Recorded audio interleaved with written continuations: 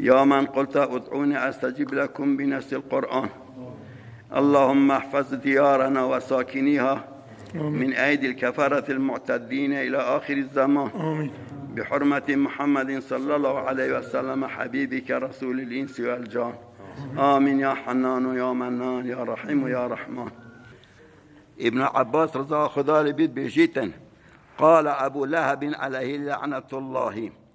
ابو لهب لعنت خدا سبید گوتا پیغمبر لنبی صلی اللہ علیہ وسلم تبا لك سائر اليوم. دستی تشل ببن تنخوش بکود بین بچه حتی فنزلت خدای او آیت نازل کرد تبت یدا ابی لهب و تب مقابل وینده دا هر دو دستت ابو یهل بشل ببن و شلش بون ابو لهب البین بچیتن و البین چو هاتا تیگدان. معتزله معتقدن به وینده که اصلح واجب لسر خدا با عبده، اما اشاعره مخالف وینده نه.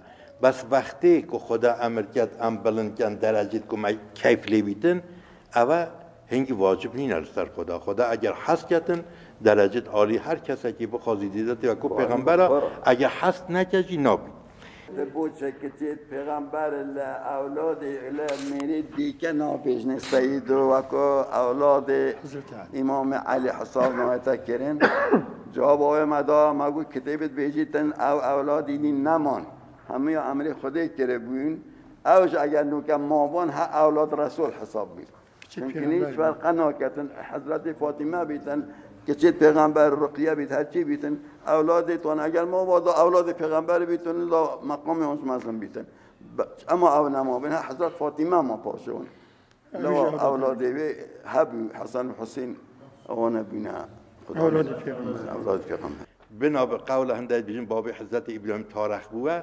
او لوط بیت برازو ابراهیم وقتی برازو بیت نو بیت الذریت ببینده اثر ضمیر راجع بکن ولو نوحه و هم لبر بهند قاعده که نحویه ادبیات بجد الضمیر یرجع الى اقرب مذکورین ضمیر راجع ولو اقرب مذکوره الى اقرب مذکور که نوحه بیش دا بحث ابراهیمی هاتیه که پاش بحث ابراهیمی که اول یکیو ما کلا تو منطقه مرجور و ترجور الان اون چیزی که ما داریم یکی آقای طاهری حجری دارن که خدمتشون رسیدیم، یکی هم روستای گوزار اونور بود که آقای سراج‌الدین محمدی که کلی این هم تقریبا طلبه هاشون یکی فکر کنم 6 تا بود یکی هم 4 تا. البته خب 4 تا هم که عرض کنیم اکثرا بیشتر دانشجو بودن تا طلبه اون مثلا حجره گوزار.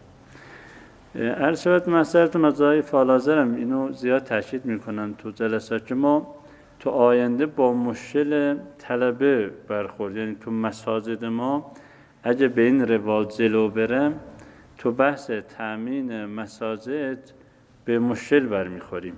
ما الان از حیث طلبه در حالت بحران هستیم. ما 600 طلبه در کل استان داریم. اگر غربال کنیم 300 تا هم نمیماند.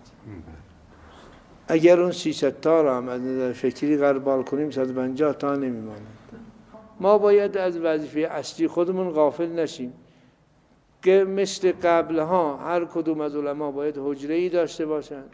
حالا ما خیلی هم تأکید نداریم حتما 10-20 نفر، ولو 1-2 نفر هم باشد حداقل.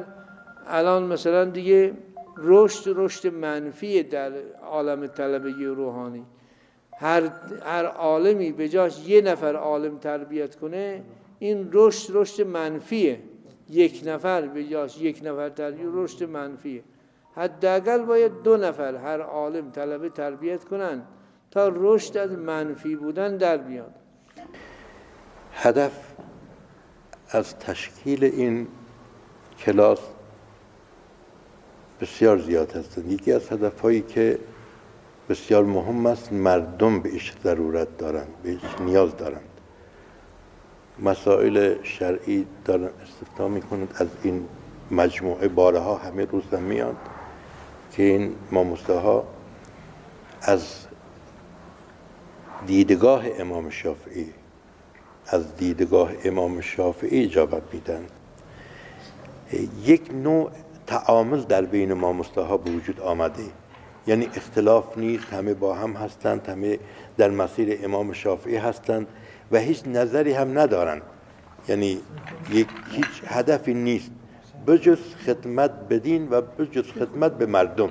هیچ گونه تغییر و تحولی از نظر دیدگاه امام شافعی منظور این ما مصطلح‌ها نیست. همه عالم هستند، همه هم این کتاب ها را میدانند، ولی بعضی ها این کتاب ها را در موقعی که طلبی بودن نخوندند.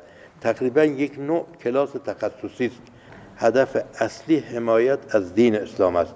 ما همه باید وحدت داشته باشیم، برادر باشیم، عدالت را رعایت بکنیم نسبت به همدیگه، نسبت به همدیگران که الگو باشیم برای جامعه دیگری، برای دیگران ما الگو باشیم که غیر مسلمانان از ما مسلمان ها اخلاق منش اجتماعی زندگی دینی از ما بگیرن، نه اینکه ما از دیگران تبعیت بکنیم.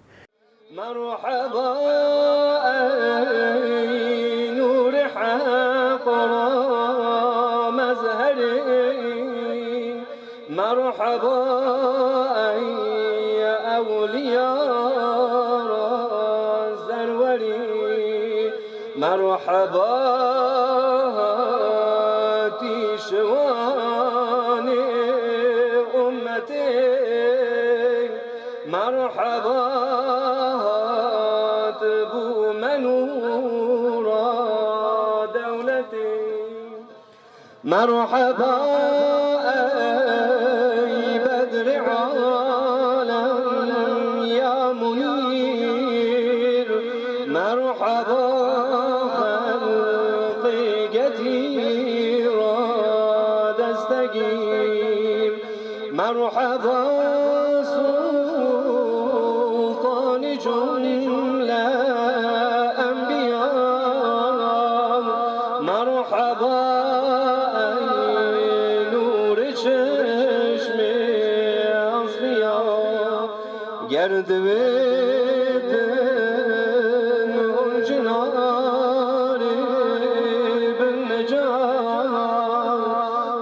خوش شوقك هم ببجن الصلاة، صلاة الله سلام الله عليك يا نبي الله، صلاة الله سلام الله عليك يا حبيب الله، صلاة الله